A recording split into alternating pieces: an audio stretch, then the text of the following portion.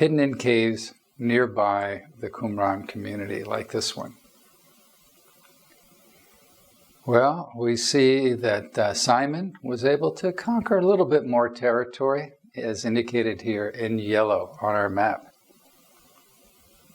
After Simon came John Hyrcanus, who was the son of Simon. And he conquered quite a bit. He went over to Medeba on the other side of the Dead Sea, conquered that area. And then he went over to Idumea, which is south of Jerusalem, conquered that area.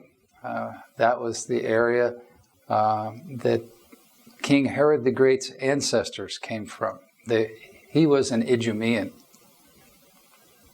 And he also went up to Samaria and conquered the area of Samaria. And so we see Hyrcanus the first expanded the territory of Israel quite a bit, as indicated by the beige color on our map. And when he was up there in Samaria, he destroyed the Samaritan temple that was located on Mount Gerizim. And we saw about that in our lesson on the woman at the well, where Sychar being nearby, Jesus having the discussion with her at Jacob's well, the Mount Gerizim and the former place of the temple would have been clearly visible, and that's where they had that discussion.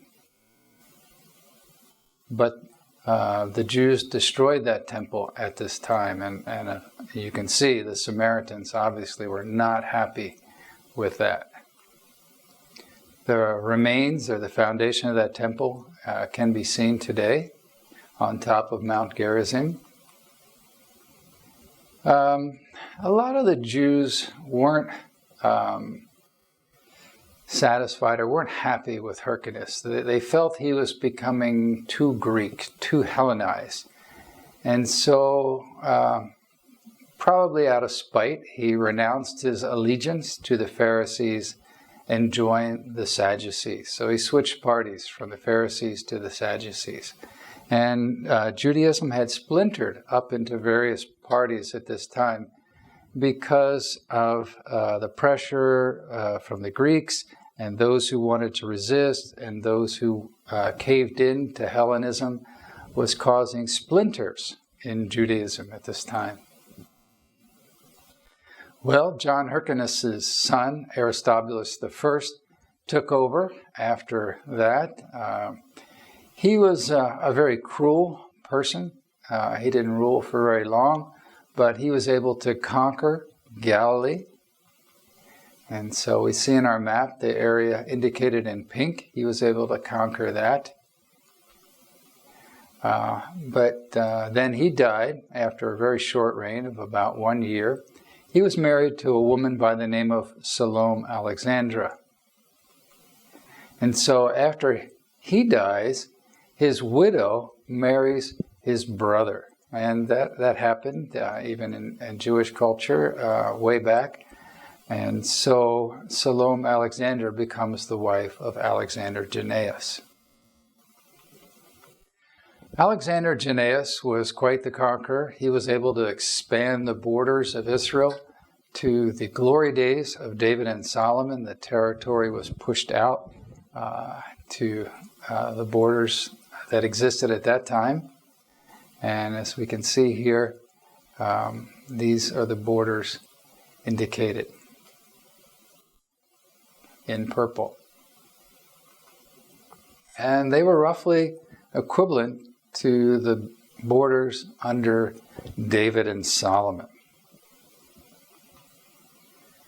Well, he achieved the conquest of the entire land of Israel, and so this signified that they had achieved national independence. They were a nation, they were a revived nation as large as the nation was back in the days of David and Solomon. So that was achieved under Alexander Jannaeus. He was the first Hasmonean to wear a crown, and he ruled with absolute authority. And many of the Jews were not happy with his leadership. They felt he was ruling just like a Greek ruler, and so they did not want to follow his leadership. So things began to unravel under Alexander Jannaeus. For 6 years, there was civil war between the Pharisees and the Sadducees. Now, this wasn't just theological debates. This was actual war. The Pharisees and the Sadducees were killing each other. And this was a bitter time in Israel's history. Jews killing Jews. Jannaeus crucified 800 Pharisees, and 8,000 Jews had to flee for their lives. So you can see how things are just unraveling. Jews are killing Jews. A lot of discontent in the country at this point.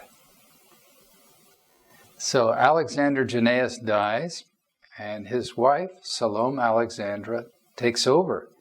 And like her name, Salome, she was a woman of peace, and she won the favor of the Pharisees by agreeing to have them sit on the Sanhedrin, which was the judicial system, the courts, along with the Sadducees. So she won their hearts in that. And so she was trying to bring these two groups together. So she truly was a woman of peace. Well, after that, the two sons of Alexander Jannaeus and Salome Alexandra vied for power. Their names were Hyrcanus II and Aristobulus II. And these brothers fought each other for power, and things further disintegrated. And it was a long struggle for power between these two brothers.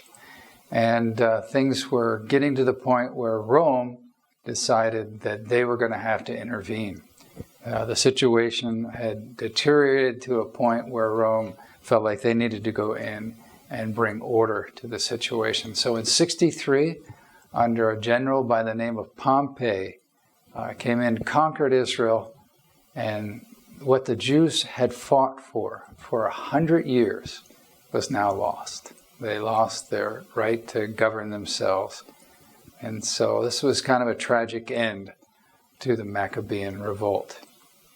So Pompey came in, conquered Israel, and so now the Jews are under the power of the Roman Empire. Well, let's review some of the key leaders from the Maccabean period. And I realize you've learned a lot of new things today.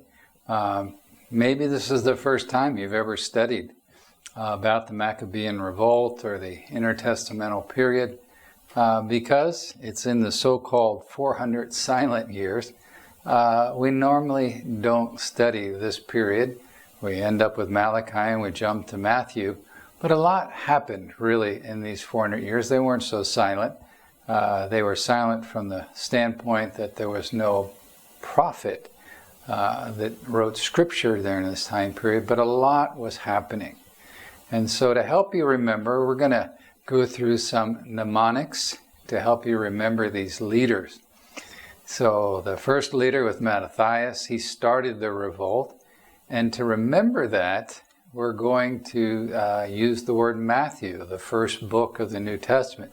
So the first leader in the Jewish revolt was Mattathias. Sounds like Matthew. Judas was the next leader. He was the one that gained religious independence. We're going to remember Judas as his name sounds or begins with the syllable Jew, and the Jews were concerned about religion. They were very religious people. So it's Judas that gains religious independence. Jonathan, he was raised up as high priest, and his name, the first 4 letters, are the same as the prophet Jonah. And so Jonah was like a high priest to the Ninevites. He went, preached, and they repented. And so the way we'll remember Jonathan being raised up as high priest, he's kind of like Jonah, who is like high priest to the Ninevites. Now Simon gained political independence for Israel, and he was an activist like Simon Peter, the disciple of Jesus, going off and doing things. And so we'll remember him because he's like Peter, Simon Peter. Okay, he gained political independence. John Hyrcanus was the one who destroyed the Samaritan temple and later joined the Sadducees. But his name, Hyrcanus, sounds like hurricane, which is like a typhoon. And he went around destroying places. And so we'll remember him for that he was like a hurricane. Aristobulus I was able to conquer Galilee.